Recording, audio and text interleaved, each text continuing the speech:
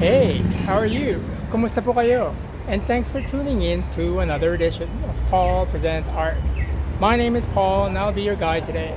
And today we're just outside Lucky's Comics here in Vancouver, which is of course built on the ancestral territories of the Musqueam, Squamish, and Tsleil-Waututh nations.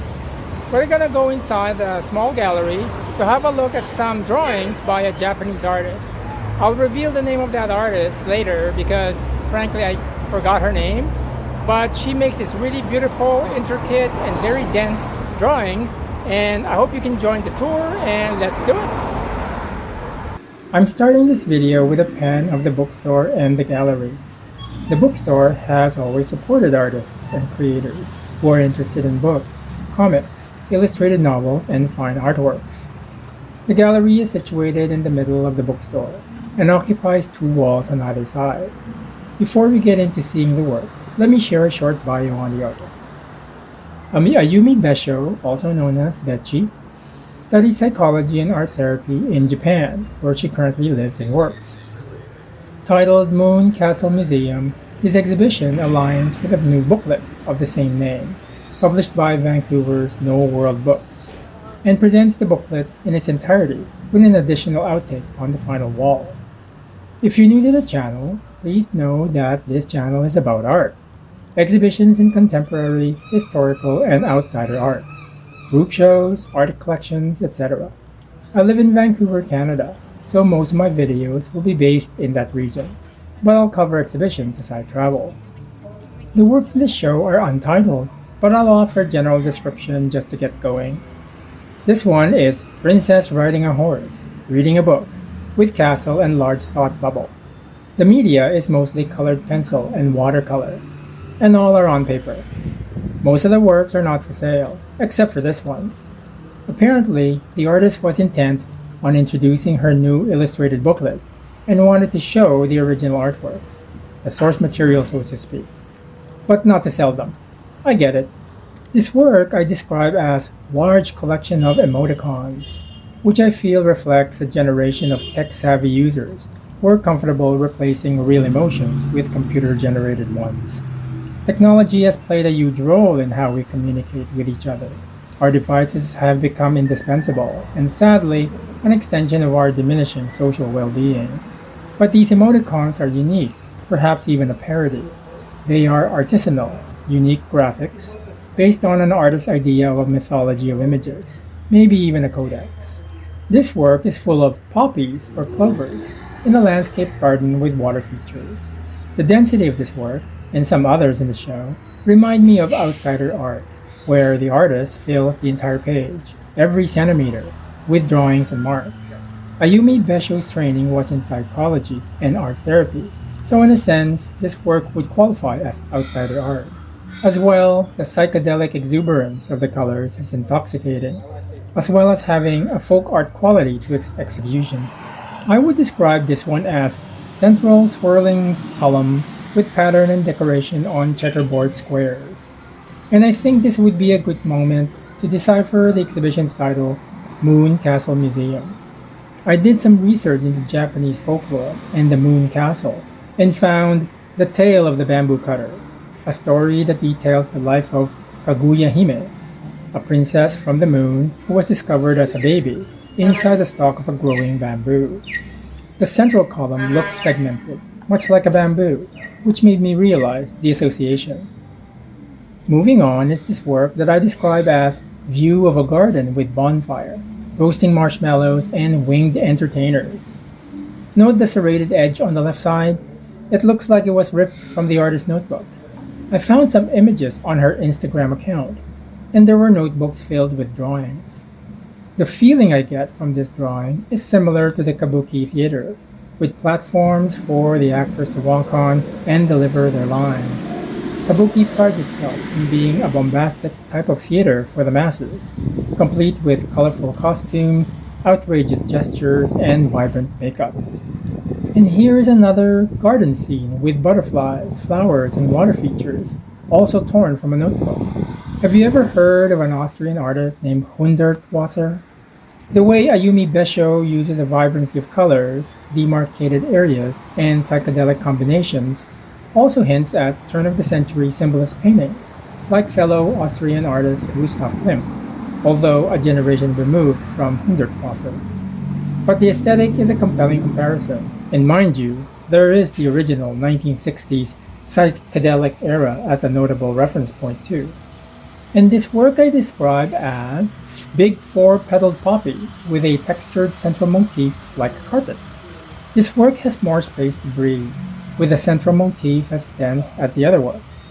There is a word in Japanese, hana kotoba, which means the language of flowers, and among the flowers is the red poppy, or hinageshi, symbolizing deep emotion, but also serves as a reminder to remember the good time and to live our lives with fun and passion. Over on the other wall, we have a complex composition referencing time, clocks, moon phases, celestial maps, and the requisite castle in the middle, with a ship sailing on what looks like craters on the moon. I love the overall composition of this work, especially incorporating the moon craters in the bottom. The reverence to the moon is a recurring motif in Japanese folklore, which I'd like to discuss a bit later in the video. Next we have what I would refer to as a cityscape, or a castlescape I guess, with a starry night, castle towers, trees, and an automobile with skull tires. Below the castle is a multicolored checkered pattern, which I referenced earlier to the Austrian symbolist artist Gustav Klimt, and later to Hundertwasser. There's definitely narrative content in the composition, perhaps a fantasy, horror, or mystery-inspired storyline, but leaves it to the viewer to imagine the adventure. And now we have a central castle with a prominent entrance surrounded by a forest with insects and butterflies.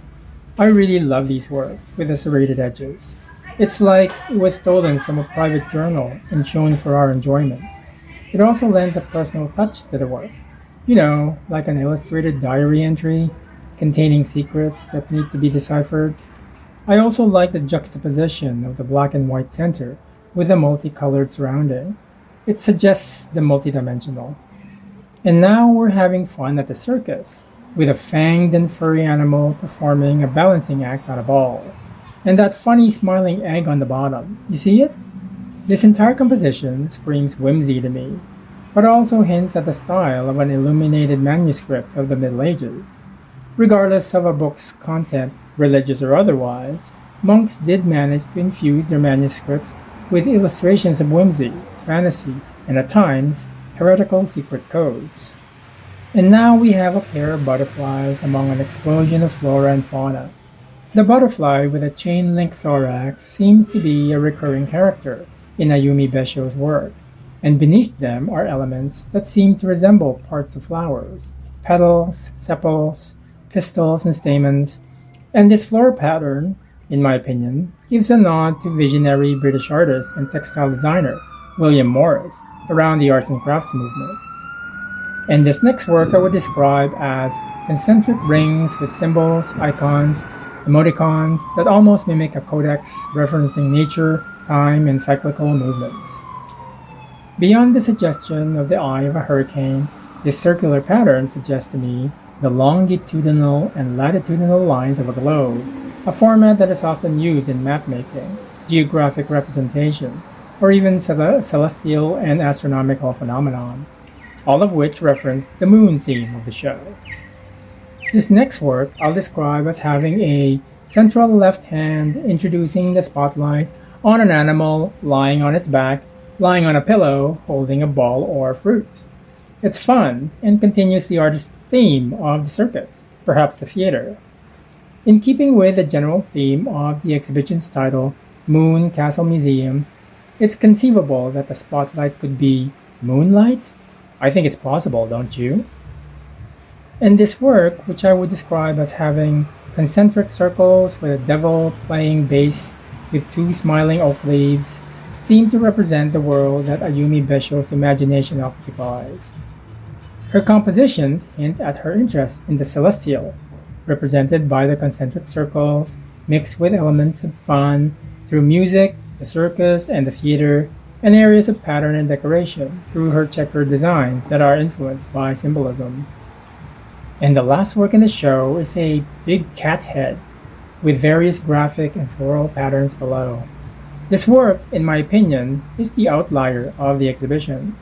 For me, the cat is symbolic of Japanese yokai, or supernatural entities, and represents the cat witch, or bakeneko, meaning changed cat or shapeshifter. Japanese ukiyo-e woodblock print artists have often portrayed the bakeneko in many different guises, and have appeared as changelings in kabuki plays. And before we go, here is a pan of the booklet on a small table in the corner. And I think we will end it on that note. I hope you enjoyed this tour of Japanese artist Ayumi Bessho's exhibition titled Moon Castle Museum here at Lucky's Books and Gallery. If you'd like to share your thoughts, observations, questions, please do so in the comment section below. That would be great. Click the like button and be sure to subscribe to the channel. It's free, and as a non-monetized channel, subscribing achieves visibility and creates added awareness on the artist and the gallery. Maraming salamat po sa inyong lahat. Thank you for joining me today. Have a great day, and I hope art continues to inform your life. Tune in again next time for more art-related videos. Goodbye!